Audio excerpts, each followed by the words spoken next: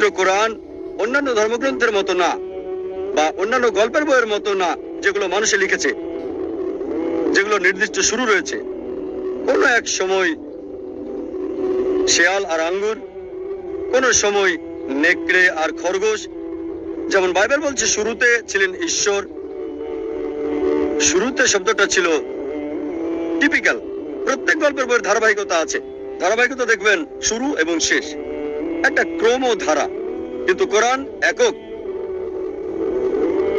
প্রথম নাজিল হওয়া কোরআনের আয়াত ইকরা, প্রথম অধ্যায় নয়, অধ্যায় 1 না, এটা অধ্যায় 96 সূরা ইকরা সূরা আলাক আয়াত 1। এর কোনো ধারাবাহিকতা নেই। এটা আদম আলাইহিস সালামকে দিয়ে শুরু হয় নাই। আর এভাবে ধারাবাহিকভাবে নূহ আলাইহিস সালাম, মুসা আলাইহিস সালাম, তারপর ঈসা আলাইহিস সালাম, তারপর মুহাম্মদ সাল্লাল্লাহু আলাইহি সাল্লাম না। এটার একক বৈশিষ্ট্য আছে।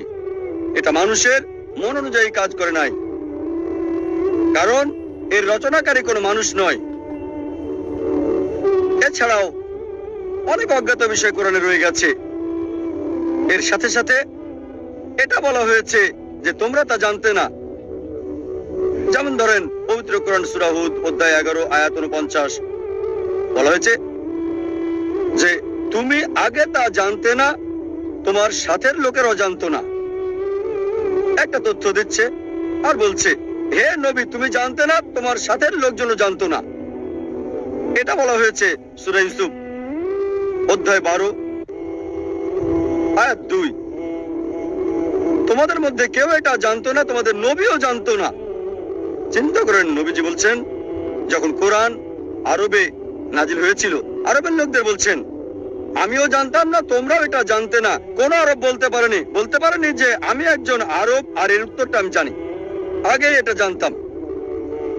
কোরআন অনেক ঘটনার কথা বলেছে, অনেক বিষয়, জুলকারনাইন সম্পর্কে, গুহাবাসীর গল্পের ব্যাপারে অনেক তথ্য।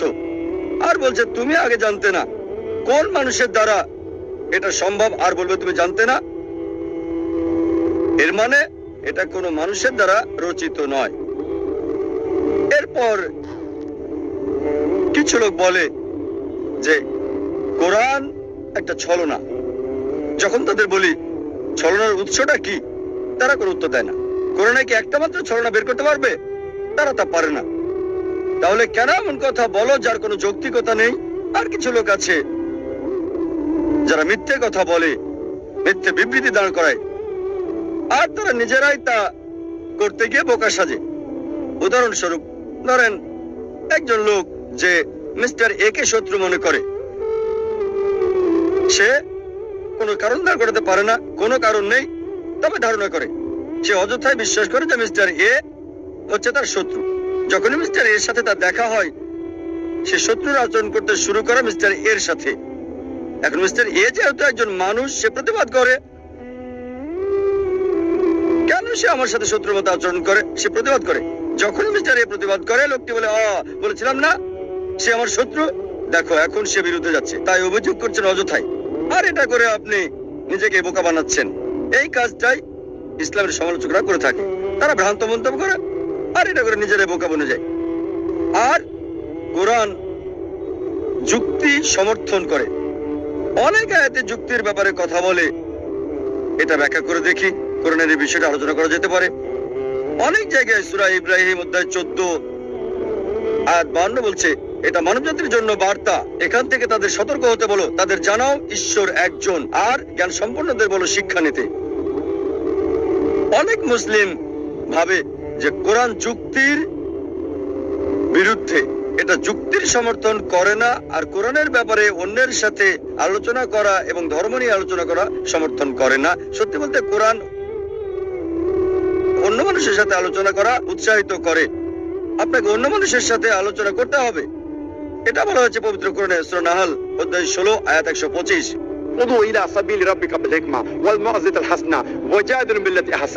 মানুষকে ডাকো তোমার প্রভুর দিকে জ্ঞান আর সুন্দর আচরণ দ্বারা, তাদের সাথে তর্ক করো, তাদের যুক্তি দেখাও ভালো আর উত্তম পন্থায়।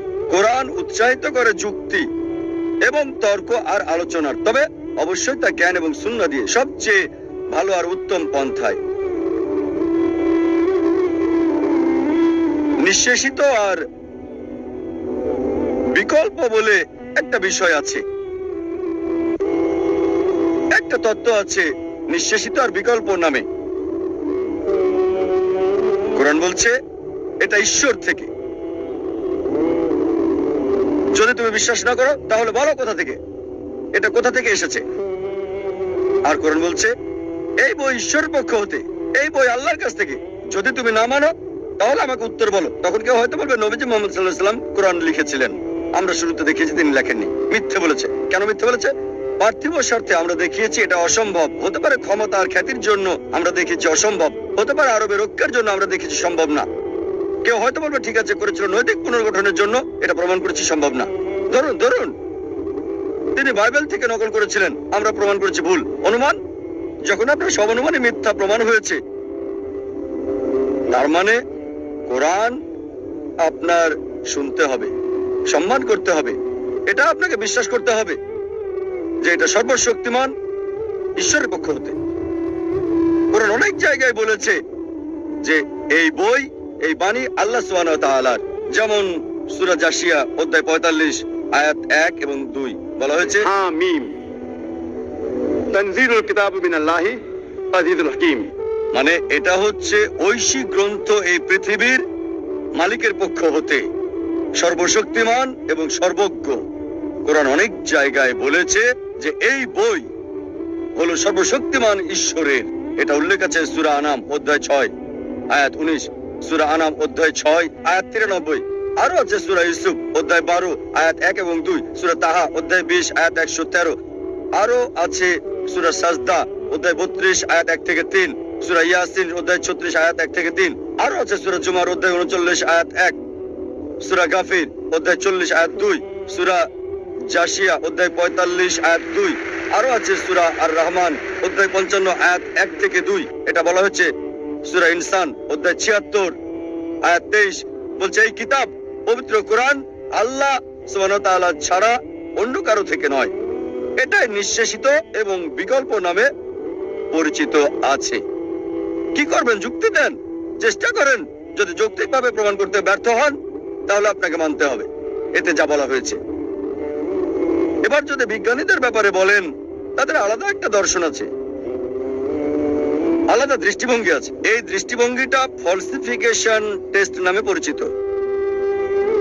বিজ্ঞানীরা অনেক সময় সচেতন, অনেক নতুন তত্ত্ব আসে প্রতিনিয়ত, এগুলো বিশ্লেষণের সময় নেই। তারা বলে যদি তোমার কোনো তত্ত্ব থাকে প্রথমে তোমার তত্ত্বকে ভুল প্রমাণের পথটা দেখিয়ে দাও। যদি কোনো নতুন তত্ত্ব পাও তাহলে দেখিয়ে দাও কিভাবে সেই তত্ত্বটাকে সকলের সামনে ভুল প্রমাণ করা যাবে।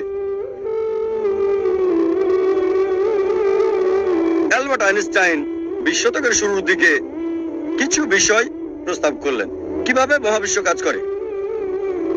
এর সাথে সাথে তিনি 3টা পথও বলেছিলেন তার তত্ত্বকে যাচাইয়ের। বিজ্ঞানীরা 6 বছর ধরে পরীক্ষা করে স্বীকার করলে এটা সঠিক। এখন যদি কেউ দেয় ফলসিফিকেশন টেস্ট, এটা বিবেচনাযোগ্য। তার মানে এই না যে লোকটা অনেক মহৎ, কাজটা অনেক বড়, হতেও পারে নাও পারে, তবে যদি কেউ ফলসিফিকেশন টেস্ট দেয় সেটা বিবেচনাযোগ্য। আর কোরআনে অসংখ্য ফলসিফিকেশন টেস্টের কথা উল্লেখ আছে। আপনি কোরআন ভুল প্রমাণ করতে চান, এটা খুবই সহজ, চেষ্টা করে দেখেন, খুবই সহজ। কিছু ফলসিফিকেশন টেস্ট আছে যেগুলো সেই সময়ের জন্য যখন কোরআন নাজিল হয়েছিল, আর কিছু এই সময়ের জন্য, এবং কিছু থাকবে শেষ দিন পর্যন্ত। আমি এখানে 4টা বা 5টা উল্লেখ করব যেহেতু সময় কম। একটা সুন্দর দৃষ্টান্ত হচ্ছে আবু লাহাবের ইতিহাস। আবু লাহাব তিনি নবীজি মুহাম্মদ সাল্লাল্লাহু আলাইহি ওয়াসাল্লামের চাচা ছিলেন। এই নামটা আসলে তাকে দেওয়া হয়েছে যার মানে ধ্বংসের পিতা, আর সে ছিল নবীজির ঘোর শত্রুদের একজন। যখনই কাউকে দেখতো নবীজির সাথে কথা বলছে সে অপেক্ষা করত। যখন নবীজি চলে যেতেন লোকটির কাছে গিয়ে জিজ্ঞেস করতো নবীজি কি বলেছে, সে কি কালো বলেছে, এটা সাদা, সে কি দিন বলেছে, না এটা রাত। সে নবীজির বিপরীত বলতো। নবীজির চিরশত্রুদের একজন ছিল সে রাস্তায় চলতে চলতে অনেক সময় মিথ্যে কথা বলতো নবীজিকে ভুল প্রমাণ করার জন্য। আর পবিত্র কোরআনে একটা সূরাই আছে, সূরাটির নাম লাহাব অধ্যায় 111, যা আমরা সবাই ভালোভাবে জানি, সালাত অনেকবার পড়া হয়, তাব্বাত ইয়াদা আবি লাহাব ওয়া তাব ইত্যাদি। এই সূরাতে উল্লেখ আছে যে আবু লাহাব এবং তার স্ত্রীকে দোজখের আগুনে পোড়ানো হবে। তার মানে কখনোই মুসলিম হবে না, তারা কখনোই ইসলাম গ্রহণ করবে না। এই সূরা নাজিল হয়েছিল আবু লাহাবের মৃত্যুর 10 বছর আগে। যখন এই সূরা নাজিল হলো, একটা কাজ আবু লাহাব করলে, ইসলাম গ্রহণ করলে কোরআন ভুল প্রমাণিত হয়ে যেত। অথচ তার অনেক সাহাবী আর বন্ধুরা সেই 10 বছরের সময় ইসলাম গ্রহণ করেছিল। আবু লাহাব পরবর্তীতে 10 বছর পর বদরের যুদ্ধে মারা গেল। 10 বছর সময় হাতে ছিল তখন। এই 10 বছরের নবীজি তাকে নিয়মিত আহ্বান করতেন ইসলাম গ্রহণ করতে, তাহলে কোরআন ভুল প্রমাণিত হতো। খুব সহজ বিষয় ছিল, শুধু বললেই হতো আমি একজন মুসলিম, এতটুকুই। মুসলিমের মতো তাকে আচরণ করতে হতো না, তাকে নামাজ পড়তে হতো না, শুধু বললেই হতো যে আমি মুসলিম, যথেষ্ট। কোরআন ভুল প্রমাণিত হয়ে যেত। সহজ বিষয়, খুবই সহজ। অনেক সময় নবীজির বিরুদ্ধে মিথ্যে বলেছে, আরেকবার বললেই তো হতো, কোরআন মিথ্যে প্রমাণিত হতো। কিন্তু সে পারে নাই, কারণ কোরআনের রচয়িতা সর্বশক্তিমান ঈশ্বর। তিনি জানেন যে আবু লাহাব ইসলাম গ্রহণ করবে না। ফলসিফিকেশন টেস্ট 10 বছর, আরো ফলসিফিকেশন টেস্ট আছে, অনেক অনেক আছে এখানে। এটা উল্লেখ আছে সূরা বাকারা অধ্যায় 2 আয়াত 94 ও 95। ইহুদিদের একটি দল ছিল যারা মুসলিমদের সাথে তর্ক করেছিল আর বলেছিল যে আখিরাতের ঘর আল্লাহর সাথে শুধুমাত্র আমাদের। তাই আল্লাহ বলছেন সূরা বাকারা অধ্যায় 2 আয়াত 94 ও 95, যদি তারা বলে যে আখিরাতের ঘর আল্লাহর সাথে শুধু তাদের জন্য, তাদেরকে বলো মৃত্যু কামনা করতে। যদি তোমরা বলো নিশ্চিতভাবে আখিরাতের ঘর তোমাদের, আখিরাত তোমাদের, তাহলে মৃত্যু কামনা করো। এই আয়াত আরো বলছে তারা কখনো মৃত্যু কামনা করবে না, কখনোই না। একটা মাত্র কাজ ইহুদিদের করতে হতো, কোরআনকে ভুল প্রমাণ করার জন্য বলতে হতো আমি মরতে চাই। সহজ ছিল, মরা দরকার ছিল না। এমন না যে আত্মহত্যা করতে হবে, নিজেরা নিজেদের স্তব্ধ করবে। একটা বিষয় বললেই হতো আমি মরতে চাই। সহজ ছিল, কোরআনকে ভুল প্রমাণ করতে বলতে হতো আমি মরতে চাই। 3টি শব্দ কোরআন ভুল প্রমাণিত হয়ে যেত। আল্লাহ বলেছেন সূরা বাকারা অধ্যায় 2 আয়াত 95 ও 96, তারা কখনোই মৃত্যু কামনা করবে না, তাদেরকে যদি 1000 বছর বাঁচতে দেওয়া হয়। সহজ ছিল, খুবই সহজ ছিল কোরআনকে ভুল প্রমাণ করা। এই দুটো ফলসিফিকেশন টেস্ট হলো অতীতের ফলসিফিকেশন টেস্ট। আমাকে বলতে পারেন ভাই জাকির, এখন কোরআনকে ভুল প্রমাণ করতে চাই, এখন কিভাবে করব? এখন কি এটা করা যাবে? হ্যাঁ, সবার জন্য সুযোগ আছে। আল্লাহ বলেন সূরা মাইদা অধ্যায় 5 আয়াত 82